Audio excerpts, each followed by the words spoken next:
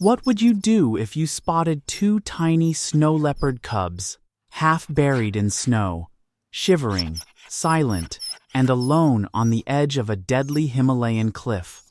Would you keep driving, call for help, or would you climb down that frozen slope and risk everything to save them? Comment below what you would do before you hear the full story, because what happened next will restore your faith in humanity. High in the icy ridges of the Indian Himalayas, where the air bites and silence reigns, a heartless act unfolds in the shadows. On the edge of a forgotten trail near Spiti Valley, two snow leopard cubs, barely old enough to open their eyes, are dumped beside a frozen cliffside ditch. No food, no shelter, just the biting wind and a crumpled wool blanket already stiff with frost. Whoever left them there didn't want them found, and in these mountains, they likely wouldn't be. But fate had other plans. From a nearby overlook, 60-year-old Arun Malhotra, a reclusive wildlife photographer still grieving the loss of his daughter, had pulled over to capture the last light. As his camera lens adjusted, he caught a glimpse of movement.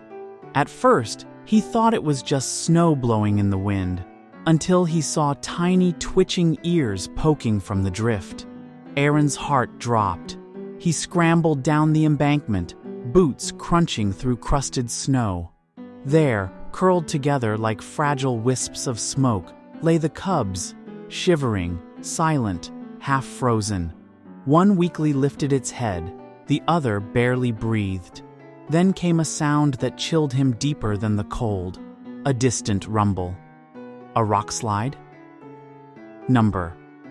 He turned his gaze upward, circling high above, a Himalayan griffin vulture. Arun didn't hesitate. He tore off his jacket, scooped up the cubs, and sprinted for his Land Rover.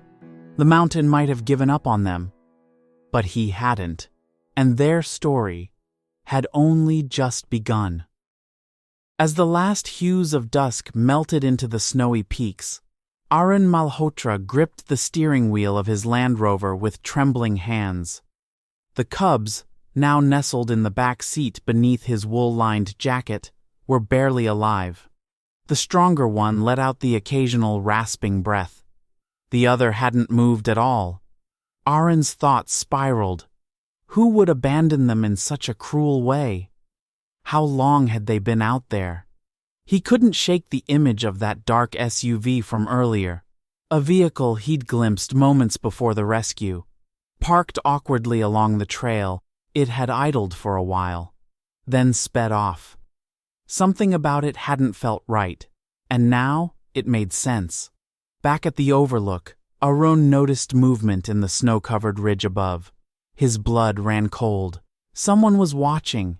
A lone figure stood at the tree line, partially hidden behind a cluster of pine, then vanished. No sound, no tracks, just gone.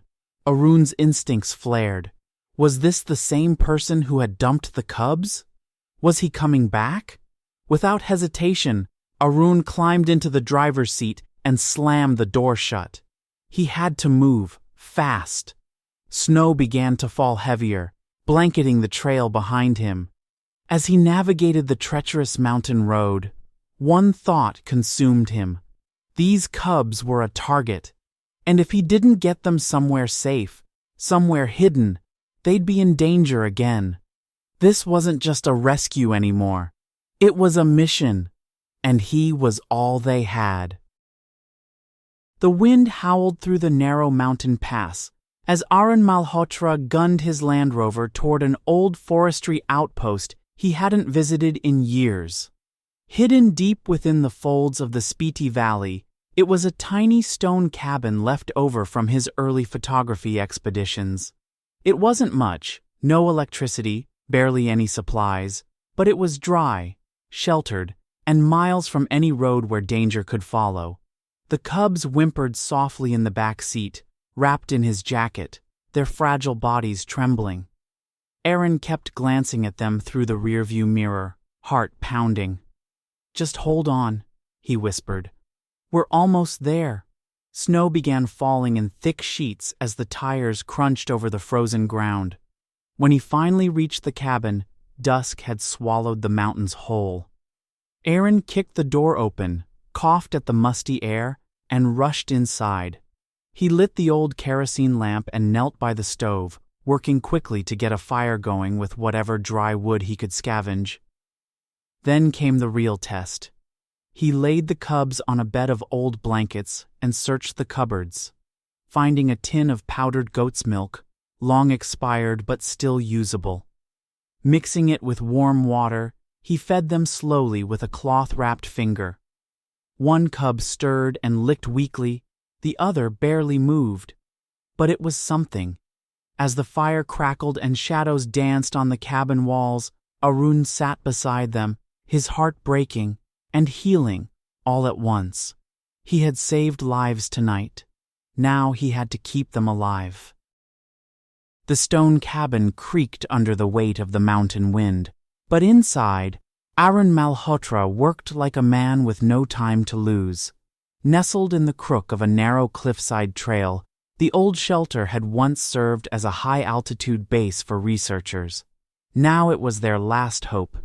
He laid the cubs on a nest of scarves and old wool blankets near the fireplace, their tiny bodies twitching with the cold. One mewed softly, a sound so faint it nearly broke him. Arun stoked the fire to life, flames dancing against the ancient stones.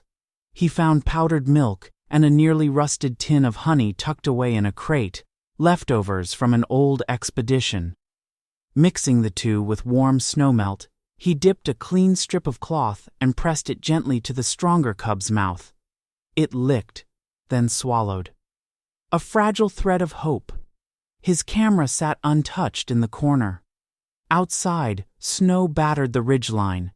Inside, the fire glowed with a soft orange pulse.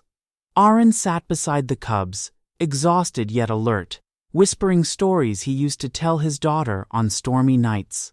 His dog, Tashi, curled protectively around the cubs, offering his own warmth. For the first time in years, Arun wasn't chasing wild beauty through a lens. He was living it, breathing it. This cabin, this moment, it wasn't just a shelter, it was a sanctuary.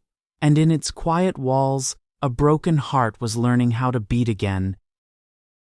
The wind had calmed, but tension lingered in the air like smoke. Arun crouched near the fire, gently coaxing the weaker cub to sip another drop of warm milk and honey. His dog, Tashi, growled low, ears perked, body stiff. Someone was coming. A vehicle's distant rumble echoed down the trail, rare this high in the mountains. Seconds later, a black SUV appeared through the drifting snow, tires crunching to a stop outside the cabin.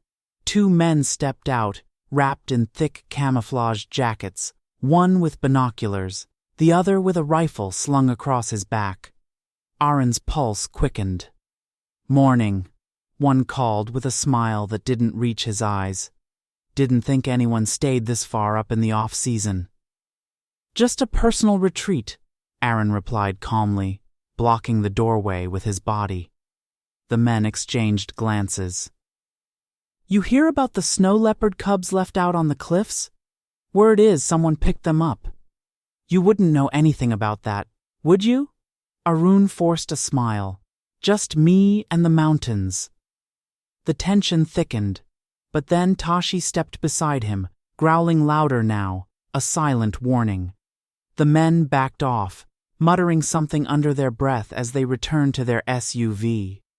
Arun didn't breathe until the sound of their engine faded into the mist. He turned back to the cubs. The storm hit harder than Arun had feared. Thick sheets of snow slammed against the stone walls of the old forest outpost where he had taken shelter. The wind howled like a creature possessed, shaking the shutters and burying the trail behind them. Inside, the fire flickered low, casting long shadows across the room where the two snow leopard cubs huddled beneath layers of wool and Arun's spare scarves. Supplies were dwindling. He was down to his last can of condensed milk and the final slivers of dry firewood.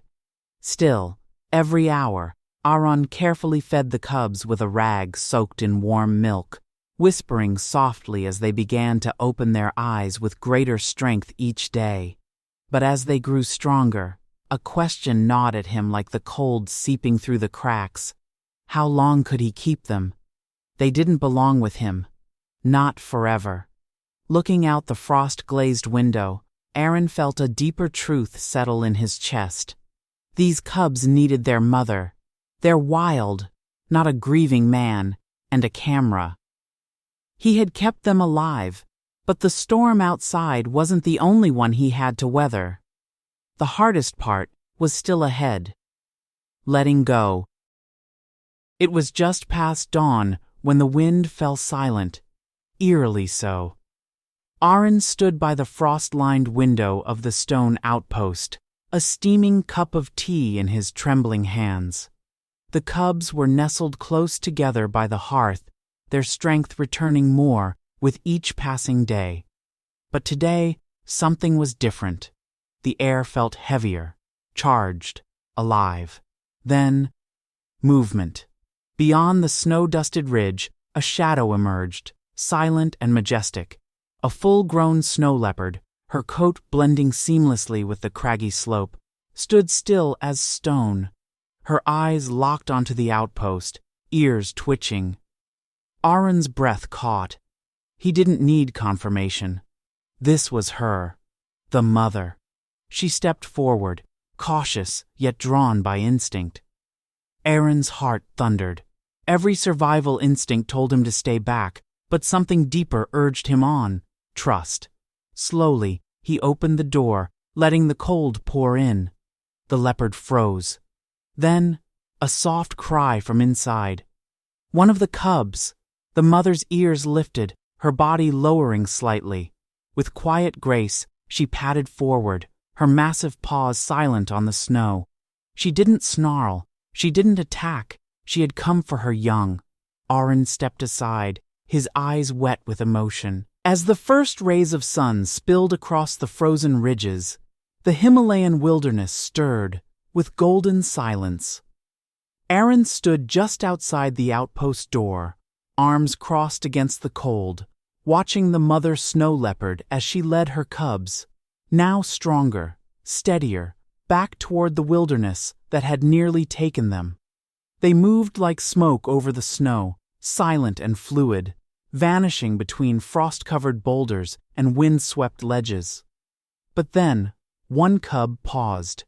It turned its head, those crystal blue eyes locking with Arun's. Just for a heartbeat. Just long enough to say thank you. Arun swallowed the lump rising in his throat. His breath fogged in the air, and the stillness pressed in around him like a blanket.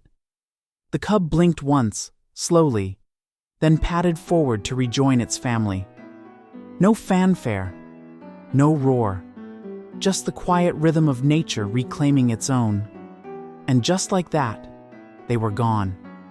Arun stood motionless for a while longer, heart heavy yet full, knowing he had done what he was meant to do.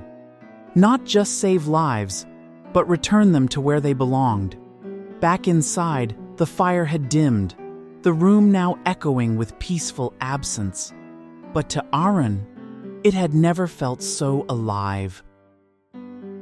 Back at his cottage nestled near the pine-strewn edge of the valley, Arun Malhotra sat beside the dying embers of his fire, staring out the frost-covered window. The snow leopard cubs were gone, returned to the wild where they belonged, but their presence still lingered in every breath of mountain air. For the first time in years, the silence didn't feel empty. It felt whole.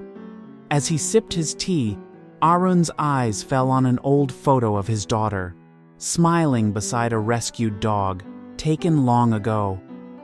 A warmth spread through him, not from the fire, but from purpose rediscovered. He had saved lives, he had mattered. And somehow, through two fragile creatures and one extraordinary act of kindness, A broken man had begun to heal. Arun stood, camera in hand, and stepped outside into the crisp morning light. The world hadn't changed, but he had, and that was everything. It's cold and unforgiving, but even the smallest act of empathy can ignite healing, not just for others, but for ourselves.